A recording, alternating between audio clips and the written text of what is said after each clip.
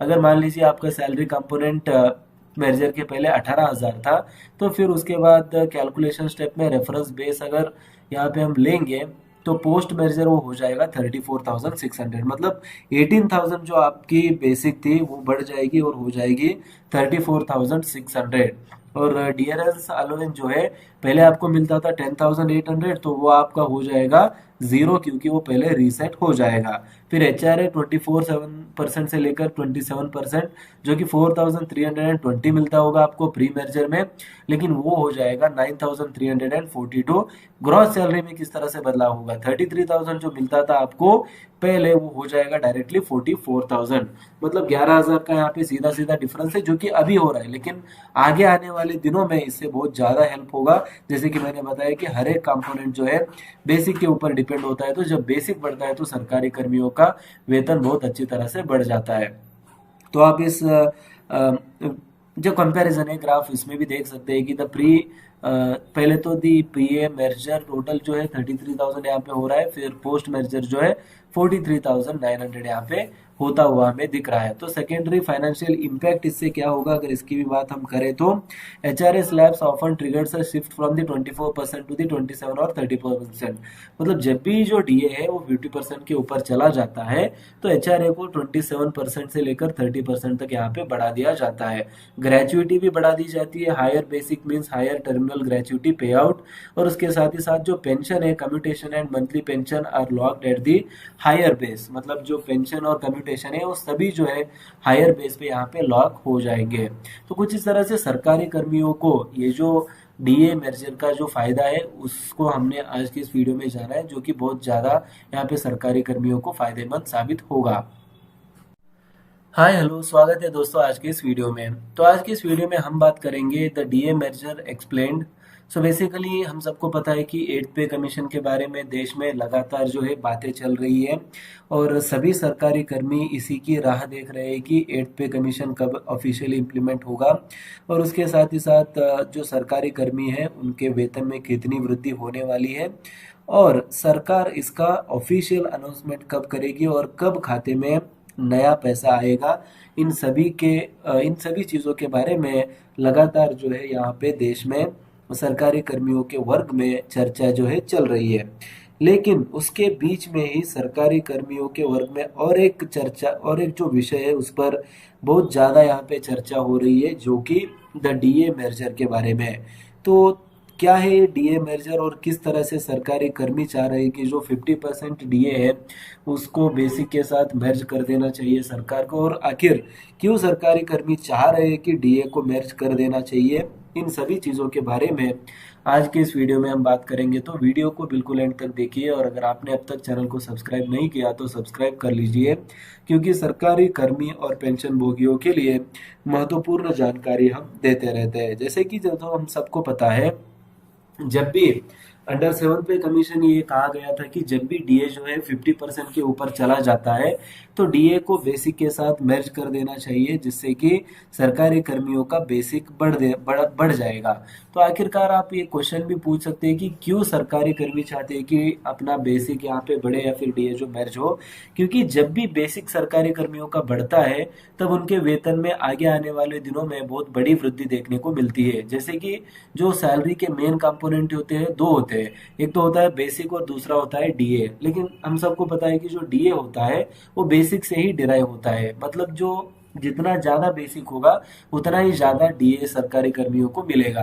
तो अगर मान लीजिए अभी जो डीए है वो 60% चल रहा है, तो जो बेसिक है अभी मान लीजिए कि आपका 30,000 चल रहा है, तो जब भी ये जो 50% उसमें मर्ज कर दिया जाता है, तो जब 50% 30,000 का 50% यानी कि यहाँ पे हो गया 15, ठीक है, तो 15,000 यहाँ पे बढ़ जाएगा बेसिक 30,000 प्लस 15,000, जो कि 45,000 यहाँ पे हो जाता है। तो 45,000 जब होगा तो आपका जब नेक्स्ट डीए हाइक होगा या फिर जब आपका नेक्स्ट 10% डीए जो कैलकुलेट होगा, पहले होता था 30,000 पे, अब होगा वो 45,000 पे। तो आगे आने वाले दिनों में बहुत ज़्यादा यहाँ से मतलब सरकारी कर्मियों को फायदा हो जाएगा। तो इसके चलते सरकारी कर्मी चाह रहे हैं कि जो सरकारी कर्मियों का 50% जो डीए है उसको बेसिक के साथ उसको मेर्ज कर दिया जाए या फिर उसको विलीन कर देना चाहिए। तो डिफाइनिंग द कंपोनेंट्स की अगर हम बात करेंगे तो सबसे पहले तो यहाँ पे बात होती है बेसिक पे, जो कि main the foundational salary scale होता है determined by the pay commission. It serves as the primary base for all allowances. फिर उसके बाद डियरेंस अलाउंस, जो कि सेकंड बिगेस्ट कंपोनेंट होता है सरकारी कर्मियों के वेतन में। Cost of living adjustment paid to the government employees to mitigate the impact of inflation updated biannually. मतलब बायएनुअली इसका मतलब होता है कि जो कॉस्ट ऑफ लिविंग है उसको मिटिगेट करने के लिए, उसको कंपेंसेट करने के लिए साल में 2 बार इस डियरेंस अलाउंस को दिया जाता है। मेजर की बात अगर करें तो the structural integration of accumulated DA into the basic pay effectively resetting the DA to 0% on a new higher base pay. तो इसको जो है रीसेट कर देना चाहिए सरकार को, इसकी बात हो रही है। फिर उसके बाद अगर बात करें हम यहाँ पे कि 50% ट्रिगर पॉइंट इसको क्यों कहा जाता है, तो जैसे हिस्टोरिकल प्रेसिडेंट यही कहता है कि जो traditionally whenever the dearance allowance reaches 50% of the basic pay, it signals a structural imbalance in the pay matrix। और उसके बाद merging at this stage ensures that the allowances like HRA, gratuity capped by the basic pay reflect the real world economic conditions।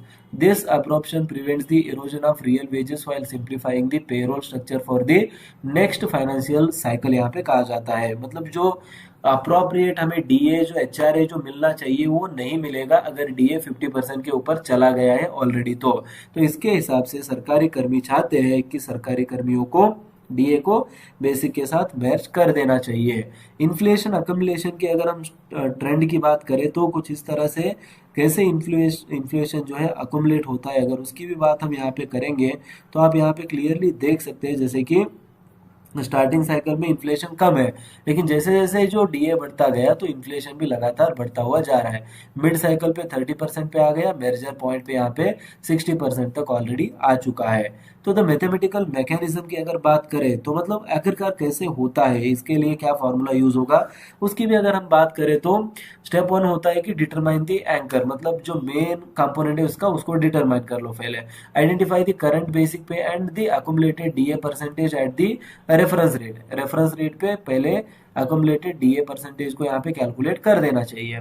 फिर उसके बाद step 2 calculate the मेर्ज्ड base, मतलब कितना basic जो है मेर्ज होगा उसको कैलकुलेट करेंगे। Add the DA value to the basic pay to create the pre fitment of the sum. फिर उसके बाद स्टेप 3 जो है apply fitment factor, multiply the merge sum by fitment factor of 2.57 और जो भी मिलेगा to account for the productivity and real wage growth. Step 4 जो है DA reset, the dearness allowance is reset to 0% on the newly calculated revised basic पे यहाँ पे कहा जा रहा है। तो न्यू जो है होगा बेसिक पे ऑफ ओल्ड प्लस बेसिक पे of old into DA percent divide by 100 into fitment factor जो यहाँ पे किया जाता है। लेकिन उतना टेंशन लेने की जरूरत नहीं है, यहाँ पे आप इजीली भी समझ सकते हैं। जैसे कि अगर मान लीजिए आपका सैलरी कंपोनेंट मेजर के पहले 18,000 था, तो फिर उसके बाद कैलकुलेशन स्टेप में रेफरेंस बेस अगर यहाँ पे हम लेंगे तो पोस्ट मेजर वो हो जाएगा 34,600, मतलब 18,000 जो आपकी बेसिक थी वो बढ़ जाएगी और हो जाएगी 34,600। और डियरेंस अलाउंस जो है पहले आपको मिलता था 10,800, तो वो आपका हो जाएगा 0 क्योंकि वो पहले रीसेट हो जाएगा। फिर एचआरए 24% से लेकर 27% जो कि 4,320 मिलता होगा आपको प्री मेजर में, लेकिन वो हो जाएगा 9,342। ग्रॉस सैलरी में किस तरह से बदलाव होगा, 33,000 जो मिलता था आपको पहले वो हो जाएगा डायरेक्टली 44,000, मतलब 11,000 का यहाँ पे सीधा सीधा डिफरेंस है जो कि अभी हो रहा है, लेकिन आगे आने वाले दिनों में इससे बहुत ज्यादा हेल्प होगा। जैसे कि मैंने बताया कि हर एक कंपोनेंट जो है बेसिक के ऊपर डिपेंड होता है, तो जब बेसिक बढ़ता है तो सरकारी कर्मियों का वेतन बहुत अच्छी तरह से बढ़ जाता है। तो आप इस जो कंपैरिजन है ग्राफ इसमें भी देख सकते हैं कि द प्री पहले तो दी पीए मेजर टोटल जो है 33,000 यहाँ पे हो रहा है, फिर पोस्ट मेजर जो है 43,900 यहाँ पे होता हुआ हमें दिख रहा है। तो सेकेंडरी फाइनेंशियल इंपैक्ट इससे क्या होगा, अगर इसकी भी बात हम करें तो HRA slabs often triggers a shift from the 24% to the 27 और 34%, मतलब जब भी जो डीए है वो 50% के ऊपर चला जाता है तो एचआरए को 27% से लेकर 30% तक यहाँ पे बढ़ा दिया जाता है। ग्रेजुइटी भी बढ़ा दी जाती है, higher basic means higher terminal gratuity pay out.